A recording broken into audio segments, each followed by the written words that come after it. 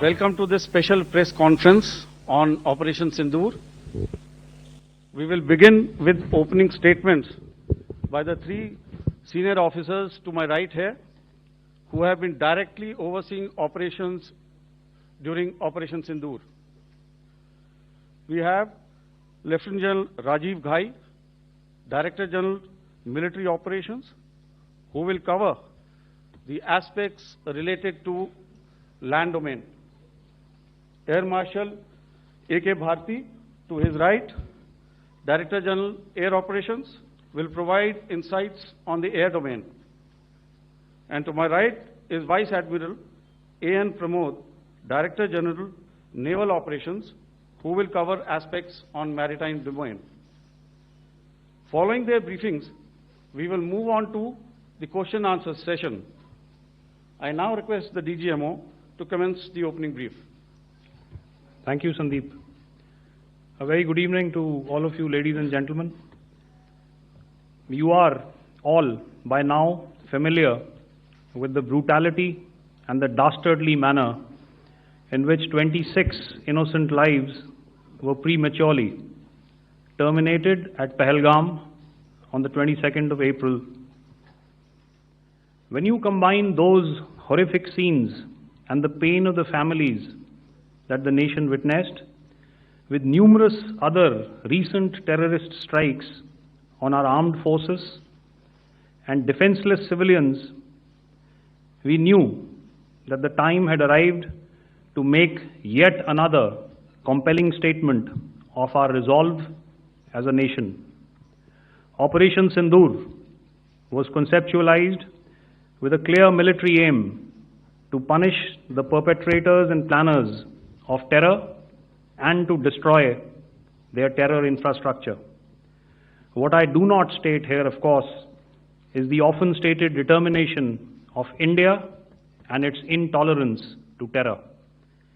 It set into motion a very diligent and microscopic scarring of the terror landscape across the borders and the identification of terror camps and training sites.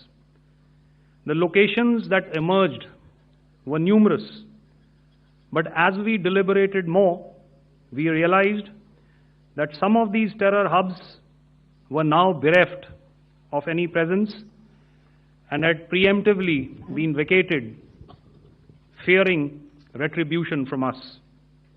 There was also a term of reference and our own binding, self-imposed restriction to target only terrorists and thus prevent collateral damage. There were 9 camps that you are now all familiar with, which were confirmed by our various intelligence agencies to be inhabited. Some of these were in POJK, while there were others that were located in the Punjab province in Pakistan. Nefarious places such as Muridke, the hub center of the Lashkar-e-Taiba, has over the years bred infamous characters such as Ajmal Kasab and the likes of David Headley. What followed was a careful scrutiny of each of these sinister locations, their layout, configuration, even the type of construction in each structure, and the terrain obtained around these. This was with an obvious intent to deduce and identify the exact vector that was required for their neutralization, as also the eyes in the sky that we would send up to ensure that we brought back evidence that we had indeed targeted what we set out to. The precise images of these engagements on that fateful and historical night have already been showcased during the first press statement on the 7th of May that was helmed by our Foreign Secretary. I have no doubt in my mind that we achieved total surprise, and those strikes across those 9 terror hubs left more than 100 terrorists killed, including high-value targets such as Yusuf Azhar, Abdul Malik Rauf, and Mudassir Ahmed that were involved in the hijack of IC-814 and the Pulwama blast. The line of control was also violated soon after by Pakistan, and the erratic and rattled response of our enemy was apparent from the number of civilians, inhabited villages, and religious sites such as Gurudwaras that were unfortunately hit by them, leading to a sad loss of lives. The Indian Air Force played a major part in these strikes by engaging some of these camps, and the Indian Navy provided wherewithal in terms of precision munitions. The Indian Air Force obviously had their assets up in the sky, and I will here request Air Marshal Bharti, the Director General of Air Operations, to detail for you the methodology that the men in blue adopted to successfully manifest this mission. Thank you, Rajiv. A very good evening, ladies and gentlemen. It indeed is a difficult time that we have to come here like this and brief you. We could have done without this, but we had no choice. As the DGNO has detailed, the event was precipitated by the dastardly act at Pahalgam. The sequence of events have already been detailed. We carefully selected the targets, and out of the 9 selected targets, the target systems that were given to the Indian Air Force were the notorious training camps at Bhavalpur and Muridke, these being further from the international boundary. Through critical target system analysis, we analyzed what was to be done to annihilate these targets and plan to engage these targets with precision air-to-surface guided munitions so as to avoid collateral damage. The modalities of planning process I will not go through at this instant. However, what I would like to show you is the results that we achieved through our targeted airstrikes. Could I have the second slide, please? This is what the terror infra at Muridke looks like. If you see, north is as indicated, and to the right is east, where the international boundary lies. Could we have the next slide, please? Please have a look at this red building, the series of buildings out here, and this empty ground. Next. If you relate, the empty ground is here, and you see this is the first weapon that is impacting. This is the impact point number 1 on Muridke training camp with our precision guided weapons on early morning 7th. Next, please. Keep your eyes glued for the second weapon coming in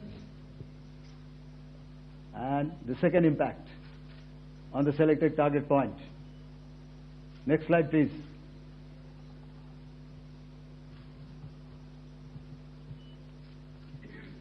Third weapon, third impact.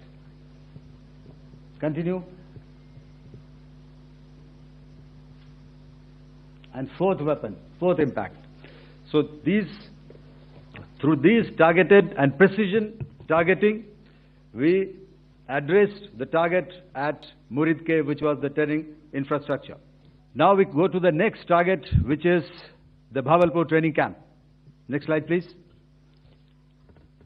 Okay, just wait. So the effect, if you see, the impact point, if I can point out, this is the impact point. The ammunition has gone through the roof and it has created a blast inside, the photographs of which you would have, all of you would have seen. And the red building, after that, there was this double-story building. It has been completely decimated by our precision targeting. Next, please. The target system, which was in the north, a series of buildings. I will show you how it looked. Next. Completely destroyed by our precision targeting. Next. Now coming to Bhavalpur, this is the target complex that we are dealing with, a fairly large target complex. So we had to carefully choose the points that we needed to address, which were high value and which would meet our stated objectives of eliminating the terrorists. I would like to draw your attention to this red canopy, and in relation to that, I would cover the targets. One target system is a series of buildings here, other one here, and other one out here. Next slide, please. This is how it looked before, and this is how the building looked after the impact of the weapon. And orientation in relation to this red canopy, you can see here. Next, please. Before, next, and after. The roofs have completely collapsed. Next. This is the target system. Next. Precision targeting, and we have achieved our objectives here. Next. All right. So that was what we did on the 7th. Our objective was to address these two terrorist camps, and that we did with precision. And thereafter, we maintained a robust air defense posture, because remember, our objective was to target the terrorists and terrorist infrastructure, not any other infrastructure, not the Pakistani military, not the Pakistani any other infrastructure. So that is what we have maintained on the 7th of May. However, what we saw in the evening of 7th of May, we were saturated with a raid of Pakistani unmanned aerial vehicles and small drones. And these came in waves in our civilian areas, over our military installations, and all of them were successfully intercepted. Few of them did manage to land. However, there was not much damage that they did.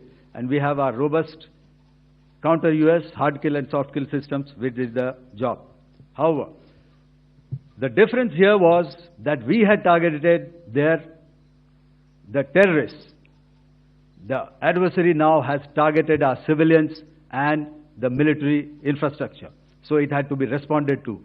So in a quick and calibrated response, that very night, we struck their radar installations at Lahore and close to Gujranwala, the LYT installation, to indicate to him that we are ready, yet we do not want to escalate. Our fight was with the terrorists and not with the Pakistani military establishment.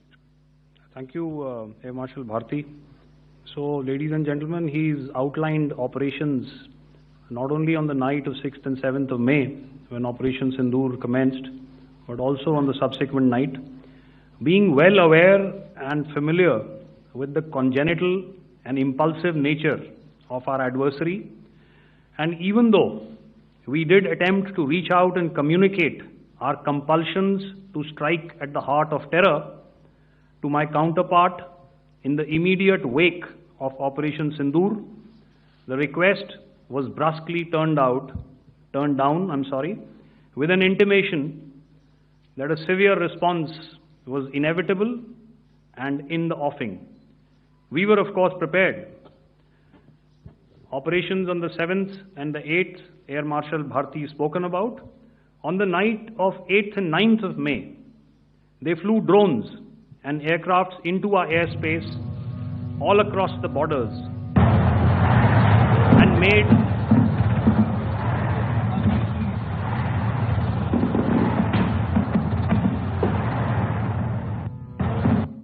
and made largely unsuccessful attempts to target numerous military infrastructure. Violations on the line of control by Pakistan also commenced yet again and precipitated into fierce arty engagements. The air operations on the night of 8th and 9th of May, I'll yet again request the DG Air Operations to cover. So I just covered what happened on the night of 7th and 8th. What we found that on the night of 8th and 9th, starting as early as 22:30 hours, our cities had a mass raid of drones, unmanned aerial vehicles, UCAVs, starting right from Srinagar, going down right up to Nalia. It was a mass raid in waves, and it was relentless. However, we were prepared, and our air defense preparedness ensured that there is no damage on ground or to any of the intended targets that the enemy might have planned for. The difference between 7th night and 8th night was that on 7th night, he sent in his Jihad class of UAVs. However, these UAVs can go some distance, they are armed. However, on the 8th, less numbers of armed UCAVs were there or UAVs were there, and more numbers of quadcopters, maybe for surveillance or just for harassment of civilians. This continued till midnight. Our air defense preparedness ensured that there was no damage on the ground, either to the military installations or to the civilians. However, the enemy had yet again shown that he wanted to up the ante and he wanted a fight, and we were up to the task. In a measured and calibrated response, we once again targeted his military installations, which included his SAM sites at Malirkant. This also included his surveillance radar sites at Lahore and close to Gujranwala. These were suitably addressed, and thereafter his drone attacks continued even till morning, which we countered, and during the daytime there was some respite. Here I would like to bring out another aspect. What we found was that while the drone attacks were being launched from somewhere close to Lahore, enemy had allowed his civilian aircraft to also continue to fly out of Lahore. Not only his own aircraft, but international passenger aircraft, which is quite insensitive, and we had to exercise extreme caution, even at the cost of some tactical disadvantage, to ensure that there is no damage to any of the civilian aircraft. And this was also brought out in our press briefing during the day. So I will now hand over to my colleague to cover the events of 9th onwards. On land, we also undertook certain measures such as deployment of air defense and electronic warfare assets to establish an integrated grid with the Indian Air Force, and I have seen and heard some of you wax eloquent about the benefits of such an architecture when it comes to negating and combating air intrusions. We also carried out deployment to include movement of our forces in the land, sea, and air domains.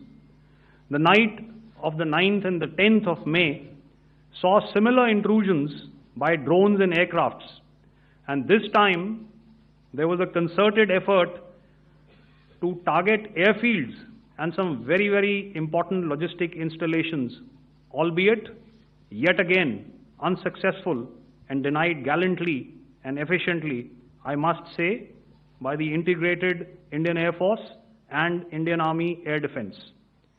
We further strengthened our deployment and also initiated some pressure points to send a very clear and unambiguous message to the other side to desist from any misadventures on land.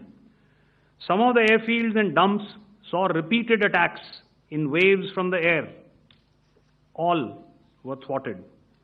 The Pakistan Army has reported to have lost approximately 35 to 40 personnel in artillery and small arms firing on the line of control between the 7th and the 10th of May. What the other side had probably also not reckoned with was the speedy and precise turnaround and hit back by the Indian Air Force. And I will yet again ask Air Marshal Bharti to speak about these significant and game-changing strikes. I will thereafter request Vice Admiral Pramod, my colleague and Director General of Naval Operations, to tell us about some very telling naval maneuvers in the Arabian Sea that exerted pressure on the night of 9th and 10th of May. Over to you, sir. Thank you. Commencing about 2000 hours, that is 8 p.m. local time, on 8th of May, several Pakistani unmanned aerial systems, drones, combat vehicles attacked multiple IF bases. These included Jammu, Udhampur, Pathankot, Amritsar, Bhatinda, Nal, Dalhousie, Thois, Jaisalmer, Uttarlai, Falodi, Nalia. These were almost simultaneous and they came in waves. All our AD guns and other systems were waiting for them. All these waves were neutralized by our trained crew using the air defense systems that they have, and also some of them were utilized using our legacy systems like Pechoras and IF Summer, which we have recently acquired. And some were neutralized by the Garud snipers. There was no damage on ground from these incursions and these mass raids, if I could call them, from the Pakistani side. However, following these relentless attacks on our air bases, on our forward positions, and on our civilian targets, this was time to convey some message to our adversaries. And therefore, a decision was taken to strike where it would hurt. And towards that, in a swift, coordinated, calibrated attack, we struck his air bases, command centers, military infrastructure, air defense systems across the entire Western Front. The bases we struck include Chaklala, Rafiki, and mind you, Chaklala is Islamabad, Rahim Yar Khan, Sakar, sending a clear message that aggression will not be tolerated. This was followed by strikes at Sargoda, Bholari, Jacobabad. We also struck the C2 centers at Murid, the UAE complex at Murid, Rafiki, radar at Chunia, which I will show you, Rahim Yar Khan airfield, and the unmanned combat aerial vehicle hangar at Sakar. I would like to reiterate here that we have the capability to target every system at these bases and more. However, it was only a measured response to instill good wisdom to our adversary to refrain from further escalation. IF's response was directed only at military installations, avoiding civilian and collateral damage. I would now like to show you some of the effects that have been achieved as a result of our air operation. Here is the Pasrur air defense system, if you could see. Zoomed up view, this is the radar mounted on a high tower. And after the strike, this is what has happened. This radar has been taken out, completely burnt. Next slide, please. The Chunia air defense radar, which was taken out on 7th and 8th. This is the radar site. A blown up photograph, once again, on a tower. Not very clear, but what you see very clearly is the after effect after we have struck. The radar head has been completely decapitated. Next slide, please. Arifwala air defense radar. In this complex, you see how it looked before, blown up image, and after really blown up. Next. Now coming to Sargodha airfield. Remember, this is one of their important airfields wherein they have a lot of assets, F-16s, other assets which they keep getting, training institutes. And we have stuck this airfield. It is not, if you zoom in here, then one impact point here on the runway and second impact point of our weapon, precision weapon on the runway. And if you see this blown up, repairing going on. Same here. Next. Rahimyar Khan. This is the area we have struck. A deep strike out here and one complex here. So this is how it looked before, and same, you see a big crater, another crater here, and this complex, after strike, neutralized. Next. Chaklala airfield, Noor Khan, once again a major air base, a lot of their logistic assets out here. This was the chosen complex that we intended to strike and convey a message. Next slide, please. This is how it looked before, and this is how it looked after our strike. Next. Sakar. We chose the radar site at Sakar. This is the radar site, and after it was struck, this is the aftermath, completely burnt out. Next, please. Aircraft shelter. This is how it looked before the strike, and this is how it looked after the strike. The roof of the buildings completely caved in and burnt. Next. Bolari airfield, aircraft hangar. This is how it looked before, and this is how it looked after the precision strike. Next. Jacobabad, aircraft hangar, and this is how it looked after. So what I'm trying to convey here, ladies and gentlemen, is to start with, our fight was neither with the Pakistani military nor with anybody else who's there on the other side. Our fight was with the terrorists.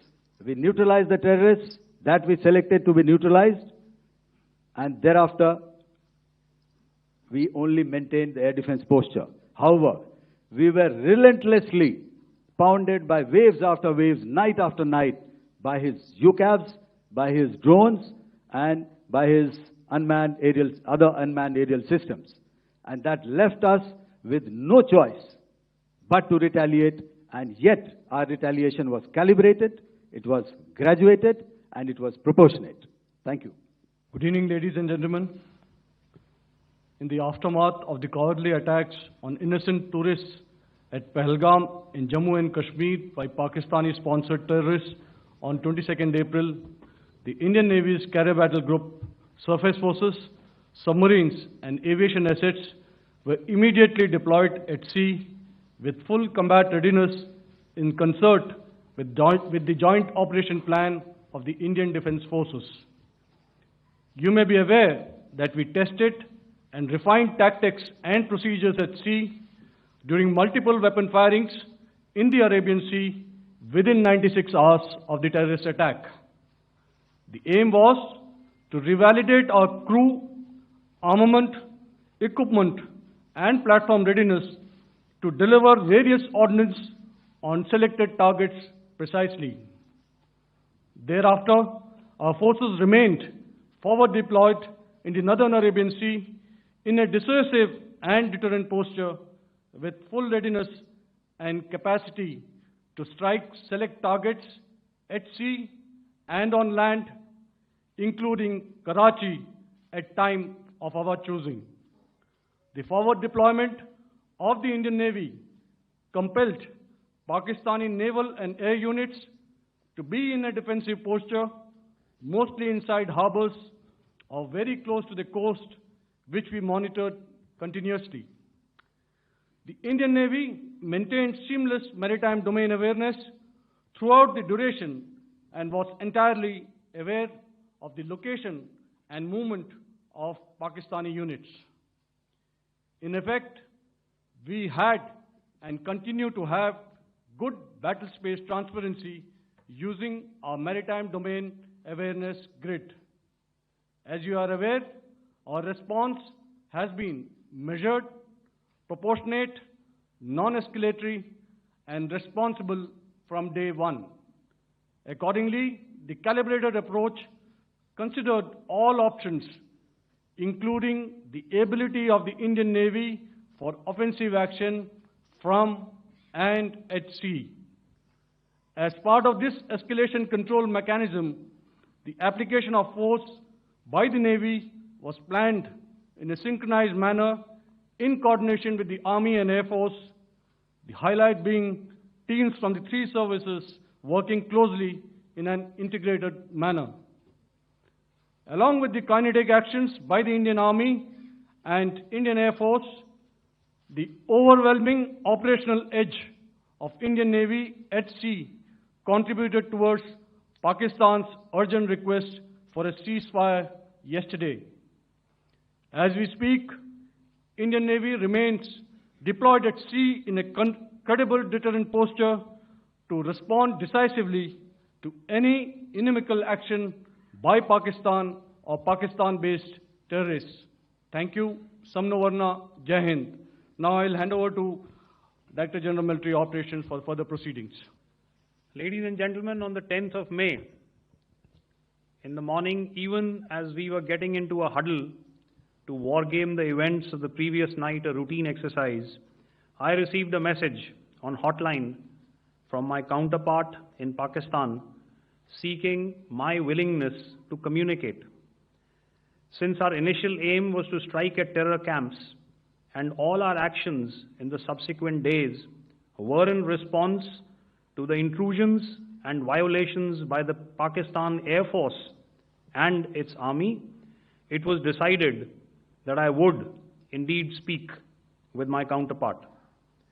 You are already aware, I've seen it being covered on national television, that my communication with the Pak DGNO was conducted at 15:35 hours yesterday and resulted in cessation of cross-border firing and air intrusions by either side with effect from 1700 hours, 10th of May, after he proposed that we cease hostilities. We also decided to further speak on the 12th of May, that's tomorrow, at 1200 hours, to discuss the modalities that would enable the longevity of this understanding. However, disappointingly, and must I add,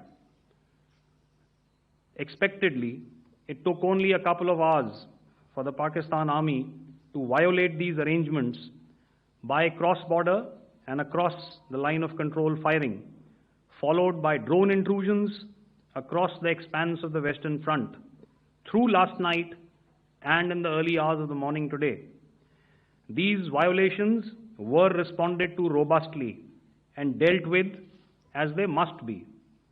We have earlier today sent another hotline message to my counterpart highlighting these violations of the understanding between the DGMOs on the 10th of May and our firm and clear intent to respond to these fiercely and punitively, if repeated tonight, subsequently, or later.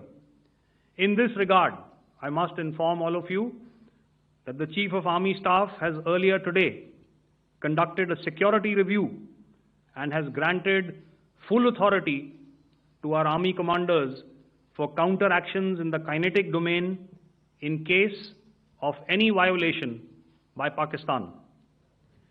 In the end, I pay my solemn homage to my 5 fallen colleagues and brothers from the armed forces and civilians who have tragically lost their lives in Operation Sindoor. Our hearts go out to the bereaved families, and we express our solidarity to them in this lifetime and beyond, at this grave juncture in their lives. Their sacrifices shall always be remembered and spoken of in glowing terms by a grateful nation. We have thus far, ladies and gentlemen, exercised, and my colleague Pramod highlighted this, immense restraint, and our actions have been focused, measured, and non-escalatory. However, any threat to the sovereignty, territorial integrity, and safety of our citizens will be met with decisive force. Jai Hind.